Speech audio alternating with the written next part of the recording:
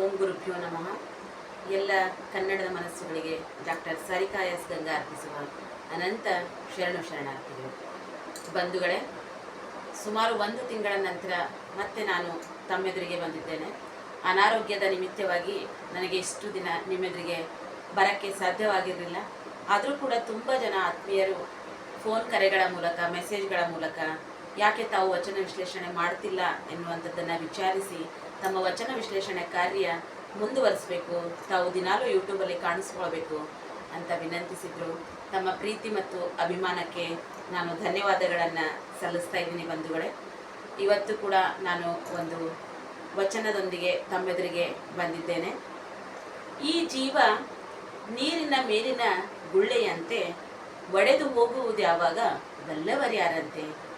ಈ ಜೀವ ನೀರಿನ ಮೇಲಿನ ಗುಳ್ಳೆಯಂತೆ ಒಡೆದು ಹೋಗುವುದು ಯಾವಾಗ ಬಲ್ಲವರ್ಯಾರಂತೆ. ಇರುವವರೆಗೂ ಒಳ್ಳೆಯ ಕಾರ್ಯ ಮಾಡಿ ಸತ್ತ ಮೇಲೂ ಬದುಕೆಂದ ನಮ್ಮ ಕಲಾ ಸಂಗಮನಾಥ.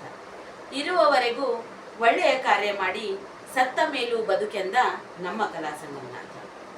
ಬಂಧುಗಳೇ, ಯಾವ ರೀತಿಯಾಗಿ ಒಂದು ಜೀವಿಯಾಗಿರ್ಬೋದು, ಒಬ್ಬ ವ್ಯಕ್ತಿಯಾಗಿರ್ಬೋದು, ಭೂಮಿ ಮೇಲೆ ಜನ್ಮ ತಾಳ್ತಾನೋ ಅದೇ ರೀತಿಯಾಗಿ ಒಂದು ದಿನ ಅವನು ಮರಣ ಹೊಂದುವಂಥದ್ದು ಕೂಡ ಖಚಿತವಾಗಿದೆ.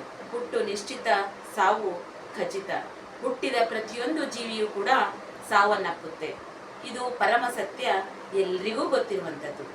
ಆದರೂ ಕೂಡ ನಾವೇನು ಮಾಡ್ತೀವಿ, ಈ ಭೂಮಿ ಮೇಲೆ ನಾವು ಶಾಶ್ವತವಾಗಿ ಇರಲು ಬಂದಿದ್ದೇವೆಯೋ ಎನ್ನುವ ಹಾಗೆ ನಟಿಸ್ತಾ ಇದ್ದೀವಿ, ವರ್ತಿಸ್ತಾ ಇದ್ದೀವಿ, ಪರರ ಮನಸ್ಸನ್ನು ನೋಯಿಸ್ತಾ ಇದ್ದೀವಿ.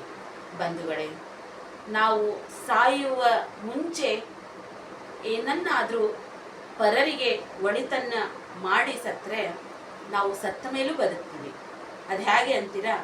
ಇವತ್ತು ನಾವು ನೋಡ್ತಾ ಇಲ್ವೇ, ಡಾಕ್ಟರ್ BR ಅಂಬೇಡ್ಕರ್ ಆಗಿರ್ಬೋದು, ಸ್ವಾಮಿ ವಿವೇಕಾನಂದ ಆಗಿರ್ಬೋದು, ಮಹಾತ್ಮ ಗಾಂಧೀಜಿ ಆಗಿರ್ಬೋದು, ಲಾಲ್ ಬಹದ್ದೂರ್ ಶಾಸ್ತ್ರೀಜಿ ಆಗಿರ್ಬೋದು, ಅನೇಕ ಮಹಾನ್ ವ್ಯಕ್ತಿಗಳ ಒಂದು ಚರಿತ್ರೆಯನ್ನು ನಾವು ಓದಿದಾಗ ಗೊತ್ತಾಗುತ್ತೆ ಅವ್ರು ಯಾಕೆ ಇವತ್ತಿಗೂ ಕೂಡ ಜನರಿಂದ ಸ್ಮರಿಸಲ್ಪಡ್ತಾರೆ, ಪೂಜಿಸಲ್ಪಡ್ತಾರೆ. ಮತ್ತು ಸಾವಿತ್ರಿಬಾಯಿ ಫುಲೆ ಆಗಿರ್ಬೋದು, ಪ್ರತಿಯೊಬ್ಬರನ್ನು ನಾವು ಅಂತಹ ಮಹಾನ್ ವ್ಯಕ್ತಿಗಳನ್ನು ಇವತ್ತಿಗೂ ಸ್ಮರಣೆ ಮಾಡ್ತೀವಿ, ಅವರನ್ನು ಪೂಜೆ ಮಾಡ್ತೀವಿ, ಅವರನ್ನು ಇವತ್ತಿಗೂ ಕೂಡ ನಾವು ಜೀವಂತವಾಗಿ ಇಟ್ಕೊಂಡಿದ್ದೀವಿ ಅನ್ನೋದಕ್ಕೆ ಒಂದೇ ಒಂದು ಕಾರಣ.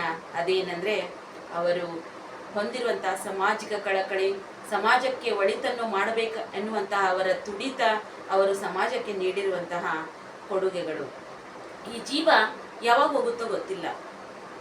ಮುಂಚೆ ಎಲ್ಲ ಶತಾಯುಷಿಗಳಾಗಿ ಸುಮಾರು ಜನ ಇದ್ದರು. ಆದರೆ ಇಂದಿನ ಈ ಯಾಂತ್ರಿಕ ಬದುಕಲ್ಲಿ ಈ ಹೆಚ್ಚಾಗಿ ನಾವು ನೋಡ್ತಾ ಇದ್ದೀವಿ, ಹಾರ್ಟ್ ಎನ್ನುವಂತಹ ಈ ಒಂದು ರೋಗ ಇದೆಯಲ್ಲ, ಹಾರ್ಟ್ ಅಟ್ಯಾಕ್ ಬಂದು ಇವತ್ತು ರಾತ್ರಿ ಇದ್ದೀವಿ ಅಂದರೆ ಬೆಳಗಾಗುವವರೆಗೂ ಭರವಸೆ ಇಲ್ಲ.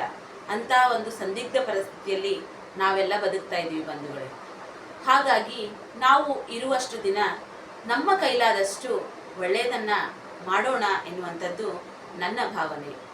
ಬಹಳ ಮಾಡುವಂಥದ್ದೇನು ಬೇಕಾಗಿಲ್ಲ, ಎಲ್ಲ ನಾವೇ ಮಾಡಬೇಕನ್ನುವಂಥದ್ದು ಏನಿಲ್ಲ. ನನ್ನ ಕೈಲಾದಷ್ಟು ಎಷ್ಟು ಸಾಧ್ಯ ಆಗುತ್ತೋ ಅಷ್ಟು ಸಮಾಜಮುಖಿ ಕಾರ್ಯ, ಸಮಾಜಕ್ಕೆ ಒಳ್ಳೆಯದು, ಪರರಿಗೆ ಹಿತವನ್ನು ಉಂಟು ಮಾಡುವಂಥದ್ದು ನಮ್ಮಿಂದ ಮಾಡುವಂಥದ್ದಾದರೆ ನಮ್ಮ ಬದುಕು ಸಾರ್ಥಕ ಆಗುತ್ತೆ. ಹೀಗೆ ಮಹಾನ್ ವ್ಯಕ್ತಿಗಳು ಚರಿತ್ರೆಯ ಪುಟವನ್ನು ಸೇರಿ ಇವತ್ತಿಗೂ ಅವರು ಬದುಕಿದ್ದಾರೋ ಹಾಗೆ ನಾವು ಕೂಡ ಸತ್ತ ಮೇಲೆ ಬದುಕಕ್ಕೆ ಸಾಧ್ಯ. ಸತ್ತ ಮೇಲೆ ಒಂದಷ್ಟು ಜನ ನಮ್ಮನ್ನು ಜ್ಞಾಪಿಸಿಕೊಳ್ತಾರೆ ಅಂತ ಹೇಳ್ತಾ ಧನ್ಯವಾದಗಳು ಬಂಧುಗಳೇ.